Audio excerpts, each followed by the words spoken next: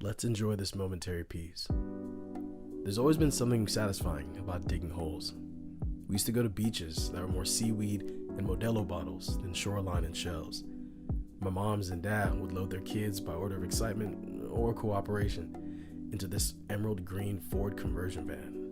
And looking back on it, I have a lot of nostalgia for that van.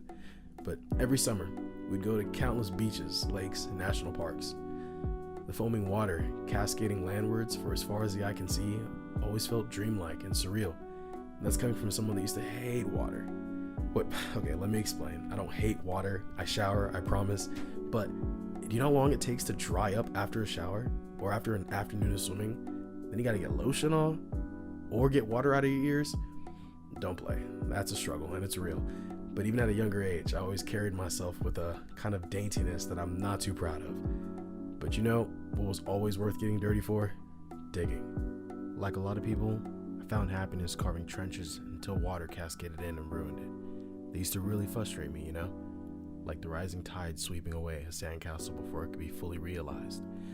That was until I started paying closer attention to how the seawater traveled through and smoothed out the parts of my imaginary village that were dug out with a little less meticulousness. With a little water, I could get things to look more refined and complete. I know, it sounds a little whack, but all the real sandcastle builders out there know you can't get too far building anything without wet sand. It always made me feel like the ocean and I were kind of working together to make this change.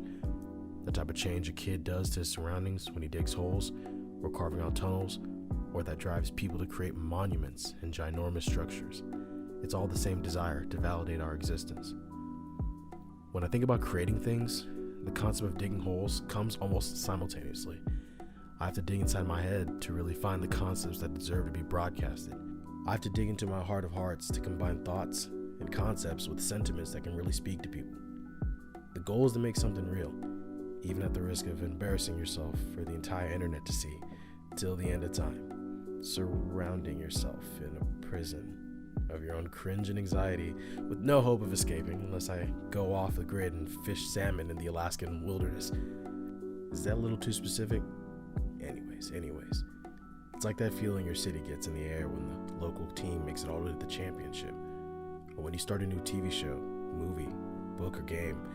Before you know it, you're 60 hours deep into this content, and multiple sleepless nights go by, and you can't stop explaining the narrative symbolism to anyone who's unfortunate enough to lend you their ear.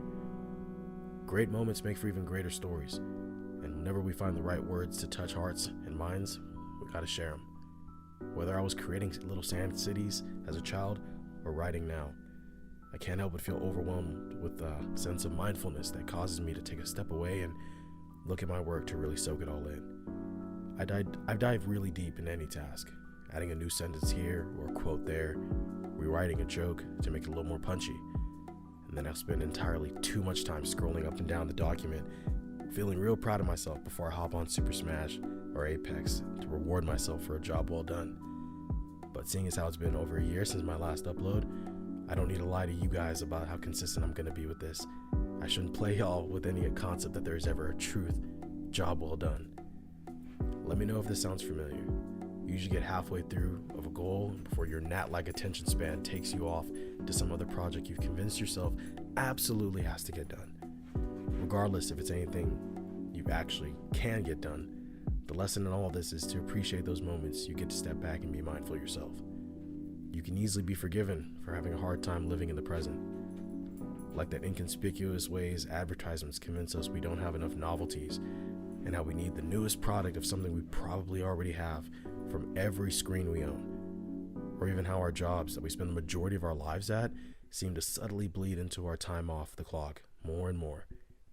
Then there's the constant bombardment of curated content from our genuine and even parasocial relationships that foster a feeling of inadequacy in us that might cause us to fake the little moments of our lifestyles we actually have control of.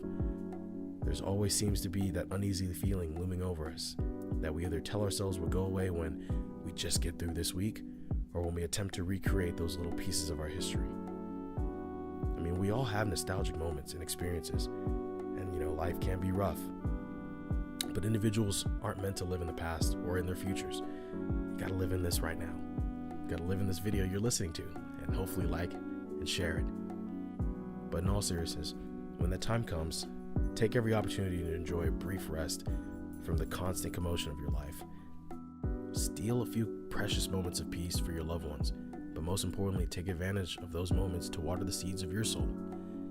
For me, the best part of every TV show I've ever watched is when the director can remind the audience how far the characters have come since the beginning in a really well-deserved and rewarding way.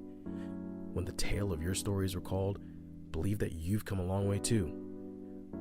Only by taking a few steps outside of our bubbles can we really give ourselves the pat on the back that we all deserve. An anecdote I've always carried with me is that we develop beyond the people we were just a minute before. Inch by excruciating inch, we're meant to advance a little further with each passing moment to become new and improved versions of ourselves. We're like little drills, carving our way through the universal dirt. On many occasions, I'll catch myself still leaving little holes and impressions subconsciously, whether it's carving little crevices in my desks or in the bathroom walls at high school, or writing stories and reporting on the news now.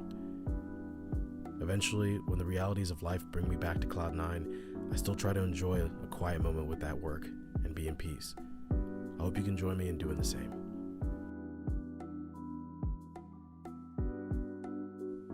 Hey, what's happening? One of the visionaries here.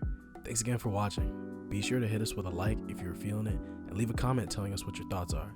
We have a few ideas cooking up and appreciate all the feedback we can get. That being said, blessing to you and yours. Peace.